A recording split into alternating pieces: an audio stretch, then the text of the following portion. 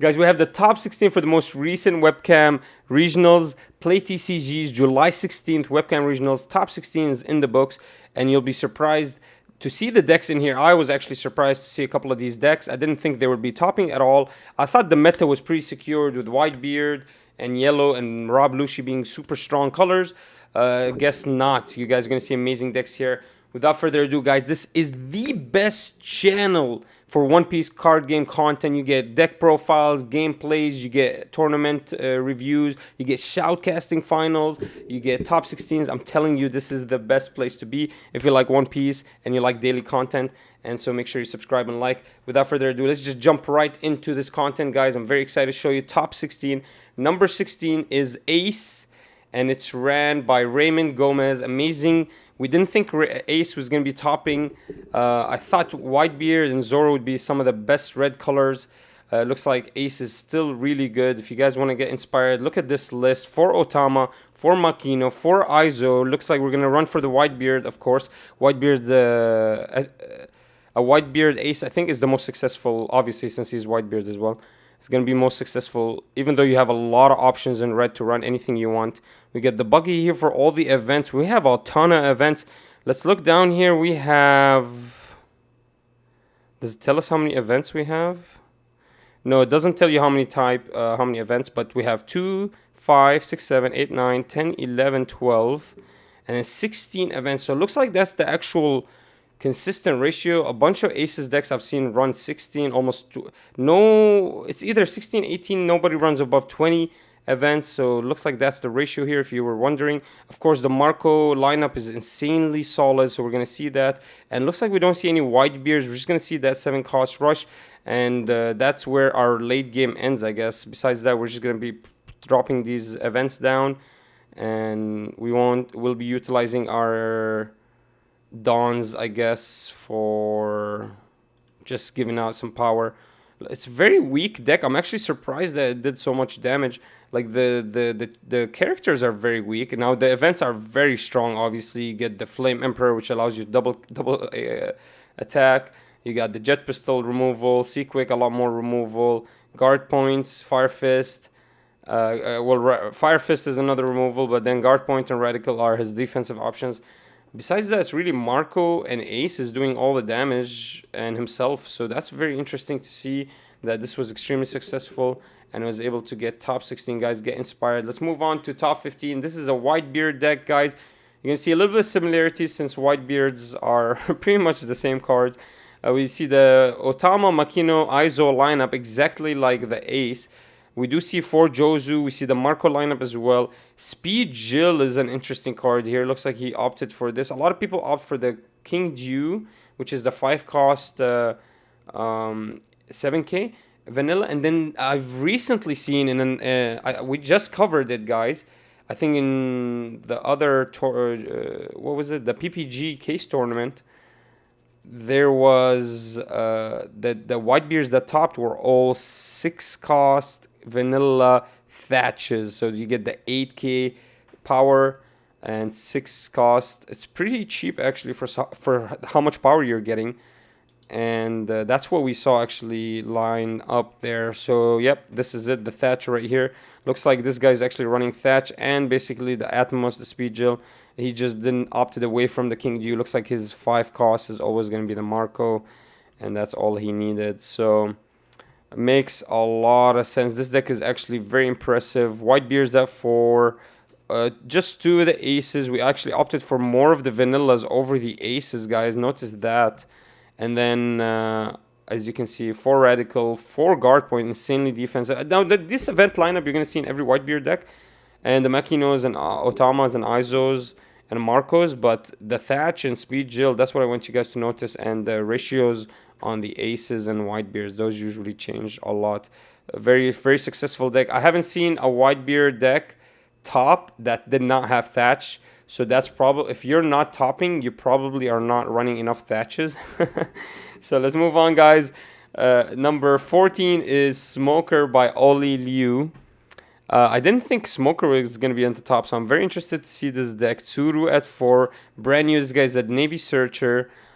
which is interesting because there's a lot of CP9 here. The Fukuru, the Khalifas that allow you to search. Will just draw a lot. Kuzan, insanely strong card. No wonder it doesn't have a counter. Borsalino, the best blocker in the game. Virgo, interesting. I think this is more for the 2K. I don't think we're going to drop this guy down. It's just an option though. Kaku is very similar actually. This is exactly the same list I would run in a Rob Lushi deck. So it's amazing to see it perform so well. I mean, I would run this exact same list minus the brand news with a Rob Lushi. Maybe add a couple of airdrops. And I could run this exact same list in the Rob Lushi deck. So it's amazing to see how this leader is actually very successful still. Maybe it's just the characters are so strong. Kaku here is insane. Basically a better Kobe. You could still add Kobe if you like that. Removal Blueno here. I do have a Rob Lushi deck, guys, if you want to see. It's got a lot of similarities with this deck. Sakazuki at 4, Aishu at 3. Aishu is extremely strong. Nobody's ready for him, really. You may trash one card. Okay, this is a good idea here because he doesn't have a lot of Dawn standing up, usually, so he just wants to trash cards. Meteor Volcano. Well, with Smoker, yeah, that's very effective. And then Impact Wave. Makes sense. Makes a lot of sense. Interesting deck, guys. With the Aishu, Impact Wave and Meteor Volcano can do a lot of work with the Aishu on the field. So, and Kuzan as well. They could do a ton of work. So, interesting deck. It's very similar to Rob Lushi. I'm actually surprised they didn't just run Rob Lushi. I wonder if the Smoker actually, that plus 1000 is actually the benefit he needed. But it's actually nice. You don't even want that reduction. Well, I guess in CP9 decks, you don't care about reduction. But in Black in general, you do care about reduction. So it's nice to have that extra reduction. But really, it's for the plus 1000. Because why is Katakuri so strong? It's literally the same exact effect as this guy. He just gets more... It's intel over reduction of cost. So if Katakuri is really strong... and he's getting intelligence, like he's getting intel, he's getting information, and then Smoker is going to be a little bit stronger actually because he's actually getting an actual effect. He's reducing costs, and he gets that plus 1000. Oh well, he only gets that plus 1000 if there's a 0 in play, so that's why it's a little bit more balanced. I remember now. All right, guys, very interesting deck. I'm very interested in your opinions about this. Would you run this? Would you change the ratios a little bit? Maybe 4 of the Kakus. I'm very interested, or maybe more CP9s in this Navy deck. Wow, very interesting Smoker deck, guys. Congratulations to Ali. Let's move on to Zoro, number 13. We're going to see a lot of Zoro, so we're going to run through this really quickly. We do see some Fire Fists here. Marshall, obviously, we usually see him at 3. This is only at 2. You can see Thatch is in the back in this picture. 3 Zoros, we do see some Zoros ran in the Zoro deck. We don't see a lot of Vistas, though, I'll tell you that. Buggy, Gordon, Aizo, Magara, yeah, Makino, Otama. Strong lineup here. The Marco lineup still is running strong. I swear to God, every red deck is just going to have to run these cards because they're broken. They're so strong. And then let's see these events. Fire Fist at 2, really strong fire event. Guard Point at 3, a little bit more defense. Radical Beam at 4, and Whitebeard at 3. I wonder if we could just get rid of that Vista and the Gordon, just fix our ratios a little bit. It's just so wonky to have one-offs, especially in a one-round gameplay. I think every game in One Piece is 1 round, so it's crazy to me to see like one-offs like this, because it's almost like you'll never see that, and you cannot like side deck into it, into anything. So it's amazing to see them just choosing one of a certain card. I would never do that, but I'm very interested in your opinions, guys. Would you ever do that? Do you like these one-off cards? Gordon, I mean, Gordon's solid, I think, in this deck. He could be 2 or 3. Maybe you get rid of that Vista, add another Gordon. I just can't trust the one-offs. Let's move on, guys. John Pham here is number 12 with the Whitebeard deck. It's going to be very similar. A little bit less guard points, as you can see. The Atmos instead of the Speed Jill. The King Dew, like I told you guys. The Thatches. You cannot see a Whitebeard topping without Thatch. I'm telling you this. And then Newgate at 4. That's huge for him. He loves the late game. Looks like he's able to survive early and push and get rid of a lot of opponents' small units with Vista and Marco. and then keeps the aggression with Atmos and the King Dews, and then late game can just drop that Whitebeard on turn 5 on curve every time, and just secure. Maybe make sure you have 2 life up, secure that life, and as long as you don't take another life, maybe play another one until you can keep playing them until you go down to 1 life. Then they're less effective, but as long as you're 2 life or above, they're extremely effective, especially with giving you plus 2k, just making it extremely easy to block anything coming at you next turn. And if the opponent didn't have a good turn where he wasn't already built up very strongly to use up the turn and attack you heavy, this is a great option. So no wonder they're gonna run 4 off. But yeah, guys, just a little bit less defense looks like in this deck, a little bit more offense, and it paid off. 12th is John Pham. Let's move on to 11th, Andy Wang with Zoro, another Zoro deck, very similar ratios. We're gonna see Magara at 4. As I told you guys, these are best of 1 games, so it's interesting to see anybody running 1 off a card. Look at this ratios, absolutely amazing, solid ratios. Everything at 4 except the Teach. He could have ran at 3, maybe reduce 1 guard point, but he wanted to keep everything else solid. And yeah, it's very similar to any other Zoro deck, guys. The Otama, then you can go Makino, but this guy went for Magara. It's the Izo, you get the Buggies, and then you go for the Curly the Dawn. Then potentially you could go Jozu, you could do something else. That's 2k, maybe play a Makino here. And then here you could go for the Zoros. Obviously, the reason you're playing Makino is because this guy doesn't use his ability on your deck, on your leader. And then Marco, but you still get that plus 2k. Marco at 4, 100%. Teach at 3 or 2, and then Marco at 4 again. As you can see, guys, very solid. Exactly the same events Whitebeard would build as well. So at this point, we're getting to a point where all the colors are running basically the same cards, because there's only a certain amount of cards that are extremely strong in every color, and we're seeing that happen non-stop. Now let's go to 10th, see if there's anything similar to the 11th deck. They're both Zoros. We're seeing 1 of Jozu. We do see the Makinos here. We do see the Marco lineup 4-4, and also 4 of the Zoro, which we don't see. We didn't see 4 of the Zoro except the last 2 decks. So looks like people are liking the Zoro. I think Zoro into your leader ability is just insanely strong for 3, pushing a 6k attack, and with a rush, absolutely can catch the opponent off guard. You know, it can be extremely strong. Makino is just activating this deck like with Magara. It's absolutely amazing. Magara-Makino combination can be devastating, especially with Izo and Buggy just sitting on the field. You literally need to get rid of them with the Teach. Might as well use the Magara, get rid of them with the Teach, and then use the Teach to get rid of the Magara. And just keep cycling your 1 costs in, and then getting rid of them with the marshals. Absolutely amazing. This one has a different set of events, though. He doesn't have any guard points. He's running the Fire Fist. You may discard 1 event from your hand, and you can KO a 4k and a 5k. Really strong. With the Otama, you can make it a 7k and a 4k, and it's huge, actually. We don't see any Vistas here, so it looks like the only removal we have is Marco, and we don't get any Jet Pistols either.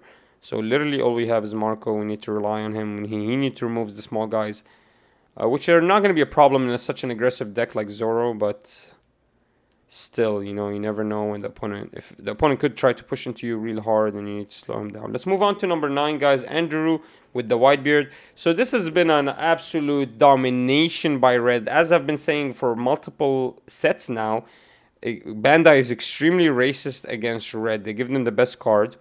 Now, call me wrong or not, this is what we're seeing. We're seeing a sea of red, literally. No pun intended, One Piece. Okay, very similar. We do see Sanjis here. We do see Sanjis, which is pretty impressive. And Luffy's, just for the 2k, I'm assuming. 4 of the Jozu. What did he get rid of to do that? He got rid of all the Thatches. So you can still top with Whitebeard without Thatch. We just found this out today. I didn't think that was possible, but this is the proof right here, guys. You don't need Thatch to top with the Whitebeard deck. You do need a bunch of Speed Jills, a bunch of Atmoses, and a bunch of King Dews. Though 6 to be exact. 4 and 4 of the Marco lineup. Only 2 aces and 4 of the Whitebeard. Everyone's running 4 of the 9-cost Whitebeard. That's what you need to be running. And then the Radical Beard, Radical Beam, Guard Points, and Whitebeard Pirates, guys. Amazing. Very solid decks, guys. Let's move on to number 8. Zorro by Holden Miller. Let's see if there's anything different. Do you see the Curly the Dons? For Jozu, no one is opting for Sanji's or something else. They're just going for the Jozu, even though they can't choose him. You can never gain the rush from him. I don't know why people actually use him. I really have no idea. Is it because he's a Whitebeard, you can search him? Okay, that makes sense now. He's a Whitebeard, you can search him and get a plus 2k. That makes sense. Alright, moving on. Teach. Obviously, you need this in this deck. No Zoros in this deck, guys. We've been talking about this. No Zoros at all. Instead, we pushed for Fire Fist. Keep that defense and Marco. Holy moly, this deck is extremely aggressive. It's not going to even look for anything above 5 cost. And it's just going to try to... Man, this late game is just going to be dropping down Teaches and killing your own units. And pushing a bunch of damage as fast as possible. I'm actually surprised there's no Zoros in such an aggressive deck. Because Zoro, I think, would help this deck insanely. Because how aggressive it is. Could slow down the opponent. Can force the opponent to start dealing with the Zoro instead of you. Interesting. Very interesting, guys. Get some inspiration. This is another Zoro. Number 8. Let's move on. Number 7. Finally, we get to see another color here, guys. Katakuri. The man, the legend, the myth. We did say yellow is probably the only strong deck in yellow for this set is going to be Katakuri. We did put this set in tier S, this leader. So it makes sense that no other yellow leaders are topping because this leader is the best right now. Guys, if you don't remember what he does, he looks at the top of his life, then gets plus 1,000. You can look at your life or my life and can put it at the top or bottom. Really strong, gives you a lot of intelligence, a lot of information. And we know how these decks go. They like to play things from the life. So we're going to see a bunch of Puddings, a bunch of Perspirosos. I've never seen Peccoms before. This is a tech. Looks like the guy just really liked this guy. We're going to see a bunch of Smoothies, a bunch of the Crackers. I'm surprised there's no more Smoothies because, man, opponent attacking you, like having a fast deck like Zoro attacking into you and then you get units every time he attacks into you is so scary. You guys don't understand how scary it is.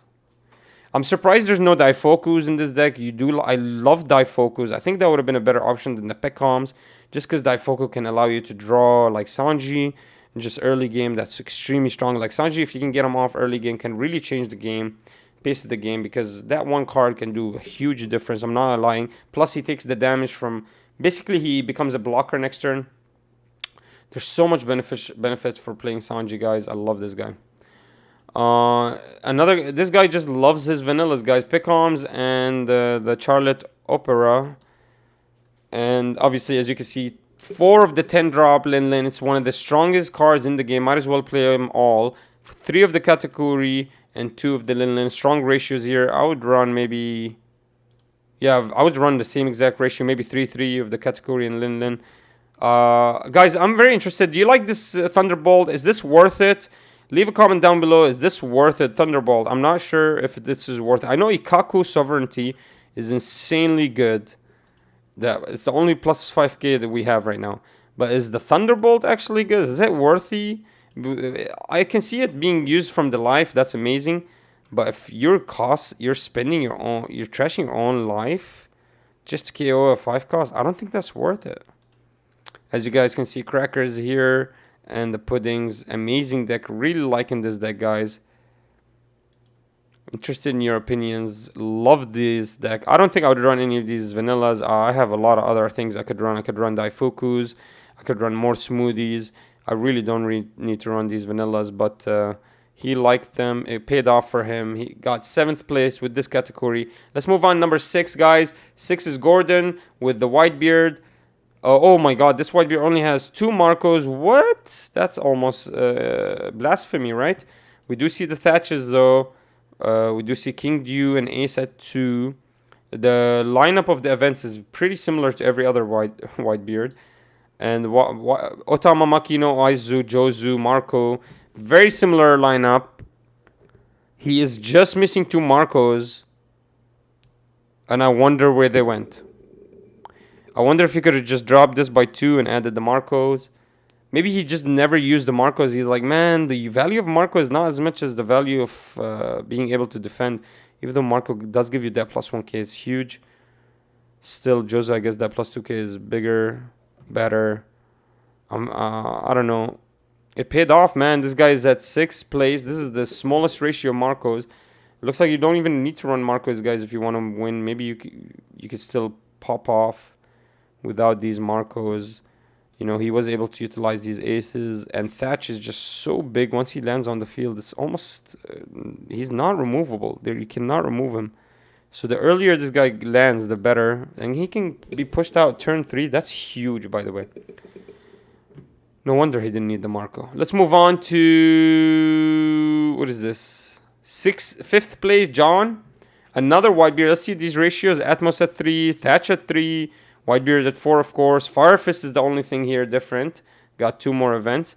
Basically, it's the exact same list as the other one, just different ratios.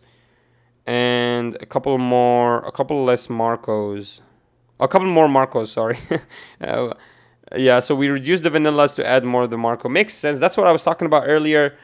Why wouldn't you just get rid of the vanillas to get the guy that gives you an ability and you still get that plus 1k? But I digress, guys. I'm not the top here. I'm not the gangster. I'm not the top G here winning these tournaments. These guys know what they're doing. They practiced a lot. They know their ratios. They know what they're comfortable with. They love these decks. They know these decks. So I'm not out there to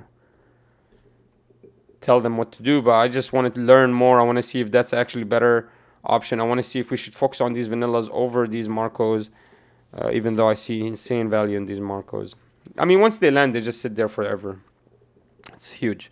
Okay, guys, let's move on to number 4 here. We got Richard, Zoro. This one has Sunny. What? And he has Haruto? Whoa, GG. Does look for the Nami. So this is a Zoro with not Whitebeard for the first time. Actually, it's kind of a Whitebeard slash Strawbeard. It's a Strawbeard, I guess, Zoro. Because you get the Luffy. Wow, this is a very interesting ratio. Oh my god, this list is insane. I can't believe how far he's made it. Look at this, guys. I've never seen this Zoro before. 4 Makino, 4 Nami, 4 Magara. So all these are different from each other. And they're not going to be able to search each other. So what the hell is the Nami for? She's for the Sunny, for the Luffy, and Zoro. That's literally it. Nami literally just lands to be pushed by Makino and Magara, or to pick up a Zoro, Luffy, or Brook. Makes a lot of sense, guys. Aizo here is picking up Haruta, Jozu, Vista, and Marco. I'm telling you, there's barely 4 or 5 cards in the whole... Like, basically, every searcher is only searching for 12 cards to 15. That's not great. But it happened in here. That's amazing. He popped off, guys. He actually made 4th place with this deck. Absolutely insane list with stuff we've never seen before, like the Haruta. Haruta is insanely good, especially in an aggressive deck like Zoru, where you can just give a rested down to your characters or your own leader, actually. So allowing you to activate your own ability for free. So that's huge, actually, in this deck, because that's basically plus 5k for free. That's insane. So that's why he went for all these rushes. Zoro rush, Luffy rush, and Whitebeard rush. Even though he can't use it. Actually, never mind. But yeah, we do see the Vista slow down the opponent with the Marcos. And then we just keep searching for things, picking them up, getting them out. And then attacking. Amazing that, guys. Look at this. No events. 0 events. Super aggressive, no defensive options whatsoever. Insanely strong ratios, 4 of everything except the Jozu. Just push as hard as possible. Let's get it done. Guys, learn from this Zoro. This is an insane Zoro list. This is a practical Zoro list. This is a serious Zoro list. Like, this is a guy that's tested Zoro a million times. You can tell. Learn from this. I'm loving this. Guys, let's move on. Number 3. We got Rob Lushi. Finally, Rob Lushi is actually doing something. We didn't put him in S tier for nothing. God damn. We got the Tsuru. We got, what is this? Sandman. Spandam. This guy looks at the top 3 and gets a CP. We got, so it looks like this is a Rob Lushi with CP, element, Navy and CP. I think it's a Navy Rob Lushi. Yeah, you can see it's Navy because the 𝐂𝐎𝐍𝐍𝐄𝐓. Obviously, there's more CP. I don't know. Actually, this is more CP than anything. He's running this Rob Lushi. He may return 2 cards with CP in his time. In style to get rush. He's running this Lushi, which we've never seen black run before, but that's basically very cheap rush. And very practical, actually. Blueno at 4, Kako at 4, Komaduri. This is the best guy to get with Blueno. No wonder we're going to have 4 of him. Or a couple of him, at least. Kuzan at 2, really strong guy. Looks like we opted for another Kuzan, the 10 drop at 2 as well. So yeah, this is not Navy. This is more CP rounded. As you can see, the airdrop is at 4. So 100% more CP rounded. But we did use some Navy elements. And it paid off heavy, guys. 3rd place. Absolutely insane, guys. Fukuru. Everything we need from CP is here. And then we get a couple of extra things like the Kuzans. And then we get the Borsalinos. Obviously, we need those. And then we just get brand new to give us some search. And then run the iShow. It's the exact same thing as you would run a CP9. You just add a couple of more navies that are insanely strong. You literally just added 2. He literally just added 2 Kuzans. He just switched the list to 2 Kuzans. Let me see. The smoker here. It's literally the same exact list. Just the events switched out. And we get a different late game with the Kuzans. The ratio of the Kuzans. This list is very similar. We just get airdrop here. And we do see this Rob Lushi, which never existed anywhere else before. Looks like it paid off. And absolutely strong deck, guys. I'm loving this. Tashigi is there. Really strong. I can see some options you can move around. But yeah, good deck to be inspired by, guys. Run this stuff. Test it out. See how it works. Do you like these 2 Kuzan ratios? It's very strong. Looks like it's paying off. These guys know what they're doing, though. So they've tested this stuff before. This is what they're comfortable with. Maybe you're not comfortable with these ratios. Test them out, guys. Very interesting deck. I'm going to get inspired by this. Let's move on to number 2. This is Zoro by Patrick Way. Let's see if there's anything different in this Zoro than a lot of the other ones. Nope. The same events. The same Marco lineup. The same Teach lineup. We get 3 Zoros in this one. We are running for the Jozu because Aizu can find Jozu. Curly the Dawn is at 4. Buggy and Makino are there. Yeah, it's the same exact list, guys. Looks like he just outplayed everyone. Let's move on to the number 1 Zoro, Deep Patel. See if there's anything different here. Oh my god, we do see the Haruta. We do see the Monkey D. Luffy. This is the exact same list as the number 4 or 3. This is the exact same list as the 3. Oh my god, it's the exact same list as number 4 Zoro. It's literally the exact same list as number 4 Zoro. No, I'm not joking, guys. It's literally the exact same list. So they both ran the deck. Obviously, they're friends. Paid off immensely. Both of them topped 4. Huge. One of them actually won the whole tournament. Guys, 0 events. Haruta makes sense in this deck. He's cheap and lets Zoro pop off so fast. Sunny just makes sense as well with the with the Nami. Just a strong 1 cost that activates the Makino and Magara. It just makes so much sense to have the Sunny in there. Zoro, obviously, you need those rushers. And just Vistas there to slow down the opponent a little bit. If we don't have time for the Marco, we can start playing the Vistas really early, slowing down. Removing anything that's just searched. Because a lot of people are searching now. You can get rid of those small characters. And it can also be a reason for the opponent to remove Vista. You're forcing the opponent to remove this guy because he's still strong in a Zoro deck. He's not strong in any other deck because he's 3k. But in Zoro deck, he's 4k. So can attack with 1 Dawn underneath him. Really useful. But yeah, guys, I can see insane benefits in this. Guys, remember, the Brook here is for the Nami to be able to search into it. So don't Don't think that you can mess around with these ratios. I think this is a perfected Zoro deck. It's been tested out multiple times. And it's been tested out multiple times so hard that I was actually talking about number 4 Zoro, not number 1 Zoro, but they're literally the exact same list, so it doesn't matter. Anyways, guys, so that was the top 16 from the most recent Play TCG event. I'm very interested in your opinions, guys. Leave your comments and ideas down below. What do you think about these decks? Which is your favorite deck? Is these decks bad? Do you think you can beat them? Really, very interested, guys. What do you think about the Zoro decks we saw, and the Rob Lucy decks, and the categories, and all the Whitebeard stuff? Leave in your opinions down below. I'll see you guys tomorrow. Peace.